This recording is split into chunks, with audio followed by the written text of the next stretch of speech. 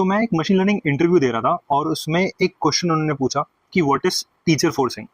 तो मैं बताता हूँ आज की what is teacher forcing. Teacher forcing एक ट्रेनिंग मेथड है जिससे हम आरएनएन, एलएसटीएम और बाकी ट्रांसफॉर्मर्स वगैरह को ट्रेन करते हैं। बेसिकली हम इसमें करते क्या है कि जो भी आउटपुट आता है उस आउटपुट को हम वापस इनपुट की तरह मॉडल को दे देते हैं ताकि जो प्रिडिक्शन करे फिर जो रियल आउटपुट है उसको वापस से हमने दे दिया।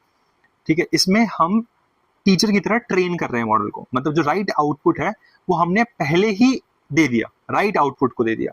इससे हम अपने मॉडल को ट्रेन कर रहे हैं राइट पाथ पे चलना, एक टीचर की तरह। जैसे अगर कोई गलती करी तो उसे टीचर ने वापस सही से बता दिया कि ये सही तरीका है करने का और उसने कर दिया वैसे। पर इसे एक प्रॉब्लम आती है एक्सपोजर बायस की। एक्सपोजर बायस क्या होता है, उसमें हमारा मॉडल ट्रेनिंग में ही बहुत सही पाथ पे चलने की वजह से जब रियल वर्ल्ड सिनेरियोस देखता है तो हेलुसिनेट करता है और प्रॉब्लम क्रिएट करता है, गलत काम करता है। तो उसको ठीक करने के तरीके हैं, उसमें से सबसे इंपॉर्टेंट तरीका है शेड्यूल सैम्पलिंग। मतलब थोड़े थोड़े समय तक उसे सही डाटा देते रहो, मतलब राइट पाथ पे रखो, और उसके बाद कुछ देर बाद उसे उसके खुद के प्रेडिक्शंस भी दो ताकि वो समझ सके कि एक्चुअली में मैं क्या कर रहा हूँ, एंड देन फिर उसको वापस से टीचर ट्रेनिंग करो। सो इस तरीके से शेड्यूल सैम्पलिंग करो।